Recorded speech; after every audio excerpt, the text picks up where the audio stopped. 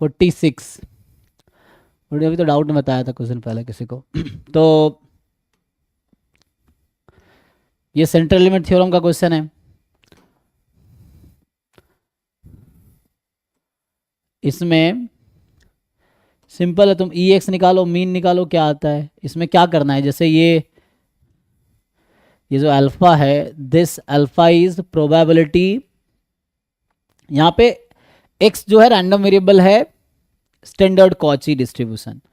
तो वैसे तो ई एक्स एग्जिस्ट नहीं करेगा, लेकिन जी एक्स को इन्होंने रेस्ट्रिक्ट कर दिया। G x is x when x between -1000 and +1000। G x की वैल्यू एक्स कब है, जब एक्स की वैल्यू -1000 से +1000 के बीच है, एंड 0 है अदरवाइज। सो एक्सपेक्टेशन ऑफ, तो यहां से पहले मैं इसको थोड़ा सिंप्लीफाई कर देता हूं। देखो, तो जो अल्फा है वो है limit, this is limit n tends to infinity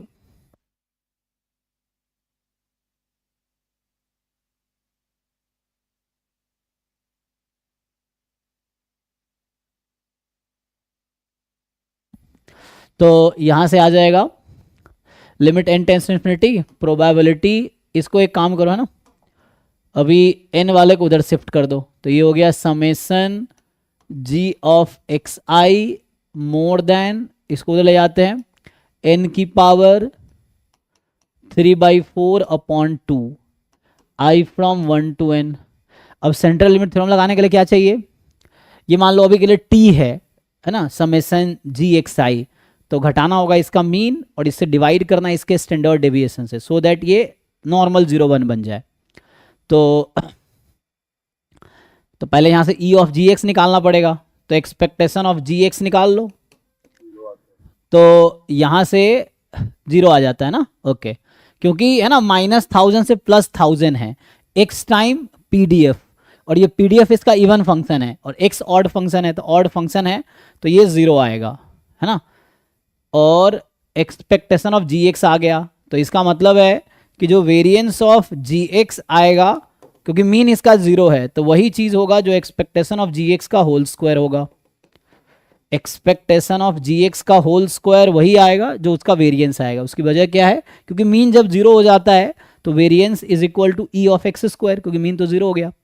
so अब ये निकालो, तो ये बस ये देखना है तुम्हें पॉजिटिव नंबर आएगी कि नेगेटिव नंबर आएगी, बस यही देखना है हमें। सो ठीक है ना।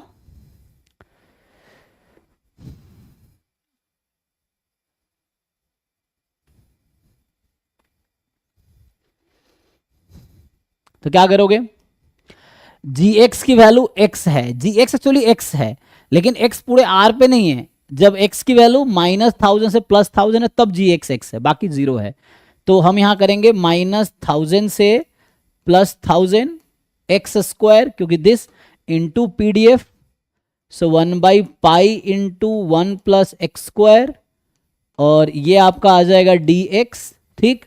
तो x square into 1/π 1 + x square d x. अब ये इवन फंक्शन है, तो 2 टाइम 0 से 1000, ठीक, और ये हो गया 2x² अच्छा 2 तो लिख दिया मैंने पहले ही,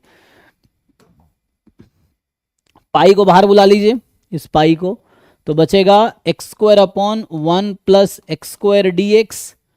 इसको सिंप्लीफाई कर लो, तो यहां से सिंप्लीफाई, हाँ तो 1 माइनस कर देंगे आप, हाँ तो यहां से आ जाएगा आपके पास variance of g x will be actually, just उसको हम 1 - 1/x² लिख सकते हैं, 1/1 + एक्स स्क्वायर, 1/1 + एक्स स्क्वायर जो है tan इनवर्स x का डेरिवेटिव है, तो इंटीग्रल tan इनवर्स हो जाएगा, तो 2/π बाहर रहेगा, 1 - 1/1 + एक्स स्क्वायर, 1 का इंटीग्रेशन x अपर लिमिट रखेंगे तो 1000 minus 1/1 + x square tan inverse x, upper limit minus lower limit, so tan inverse 1000। अब बस ये डिसाइड करना है नंबर पॉजिटिव है कि नेगेटिव है, बताओ। ये नंबर पॉजिटिव है या नेगेटिव है, ऑब्वियसली वेरिएंस है, पॉजिटिव ही होगा, है ना, नेगेटिव तो हो नहीं सकता ना, क्योंकि वेरिएंस है ना actually, so variance can never be negative, तो अभी के लिए ओके है। तो ये अभी के लिए मान लो सिग्मा स्क्वायर है, अभी मान लो इसका नाम है सिग्मा स्क्वायर, लेट्स से, हाँ ये नेम इट सिग्मा स्क्वायर। सो ये सिग्मा स्क्वायर है और ये मान लो अभी के लिए म्यू है, ठीक। तो जी एक्स का है, ध्यान रखना है। अब मैं अल्फा कैलकुलेट करता हूँ। तो limit n tends to infinity probability summation of G of X I minus G X का मीन 0 है तो समेशन जी एक्स का मीन भी 0 ही होगा। तो 0 upon root under summation G X का वेरिएंस, जी एक्स का वेरिएंस है सिग्मा स्क्वायर, यहाँ पे जो इसका नाम मैंने सिग्मा स्क्वायर रख दिया है। तो समेशन जी एक्स का वेरिएंस हो जाएगा sigma square sigma square sigma square, N time add होगा तो एन सिग्मा स्क्वायर, तो यहाँ रहेगा एन सिग्मा स्क्वायर। सेम चीज यहाँ होगी, एन की पावर 3/4, ठीक है, अपॉन 2, 0 घटाएंगे तो कोई फर्क पड़ेगा नहीं तो 0 ऐसे ही रहेगा, अपॉन तो डिवाइड करते हैं, डिवाइड करेंगे root under N sigma square से, ठीक। तो सिग्मा स्क्वायर ये नंबर है, सिग्मा बाहर कर सकते हैं। अब तुम देखो ये क्या होगा। So by central limit theorem this will be Z standard normal. तो अब आपके पास आ जाएगा alpha is limit n tends to infinity Z more than, अच्छा लिमिट तो गायब हो गया, अब लिमिट मैं पुट कर दूंगा तो हम इसकी जरूरत नहीं पड़ेगी, है ना। अब ध्यान दो, यहां रूट एन को अलग करोगे तो एन की पावर 1/2 होगी। सिग्मा अलग कर दो, सिग्मा अलग कर दो और रूट एन अलग कर दो। तो रूट एन जो है दिस रूट एन, एन की पावर 1/2 और यहाँ एन की पावर 3/4, तो एन की power 3/4 minus 1/2, 3/4 minus 1/2, 1/2 is 2/4, 3/4 minus 2/4 1/4।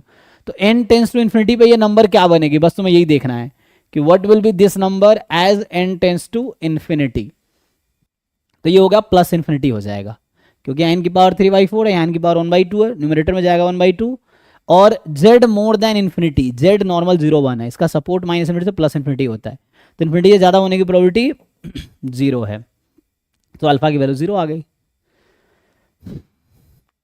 तो अल्फा 0 है तो 100 अल्फा भी 0 होगा। तो जस्ट सेंट्रल लिमिट थ्योरम,